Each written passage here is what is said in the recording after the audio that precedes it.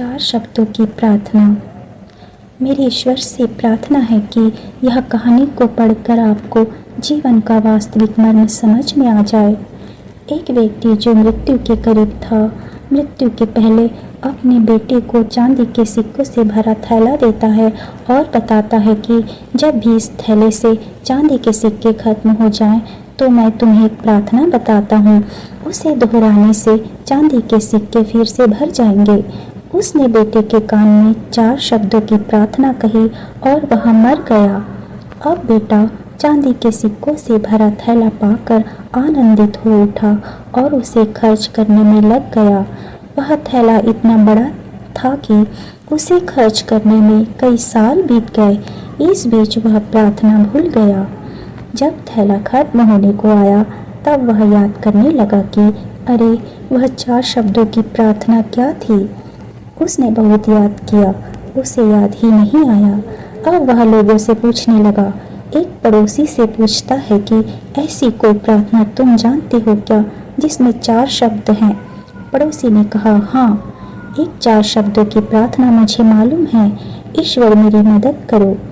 उसने सुना और उसे लगा कि ये वे शब्द नहीं थे।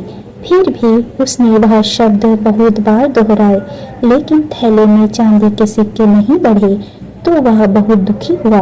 फिर वह एक चर्च के पादरी फादर से मिला। उसने बताया कि ईश्वर तुम महान हो, ये 4 शब्दों की प्रार्थना हो सकती है, मगर इसके दोहराने से भी थैला नहीं भरा। वह बहुत उदास हुआ।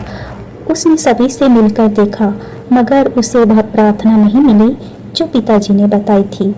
वह उदास होकर घर में बैठा हुआ था। तब एक भिखारी उसके दरवाजे पर आया।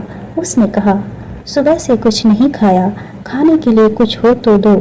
उस लड़के ने घर पर जो बचा हुआ खाना था उस भिखारी को दे दिया।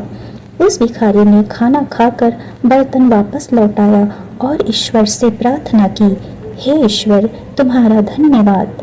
अचानक वह चौंक पड़ा और चिल्लाया कि अरे, यही तो वे 4 शब्द थे। उसने वे शब्द दोहराने शुरू किए तो थैला चांदी के सिक्कों से भर गया।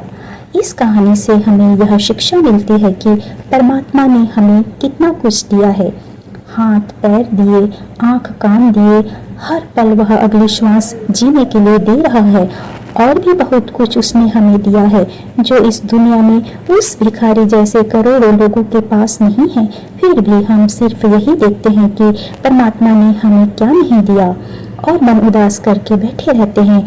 और सबसे जरूरी प्रार्थना, हे ईश्वर, तुम्हारा धन्यवाद कहना हमेशा भूल जाते हैं। अगर हम परमात्मा से प्रेम करने लगे और हमारे हृदय में परमात्मा की याद व भक्ति भर जाए, तो परमात्मा की दी हर वस्तु की हमें सच्ची कदर होने लगती है। भक्ति में हमारा हृदय परमात्मा के प्रति कृतज्ञता से सदा भरा रहता है। ईश्वर करे आपका जीवन दिव्य प्रेम, शांति व परमानंद से भर जाए। जय जय श्री राधे।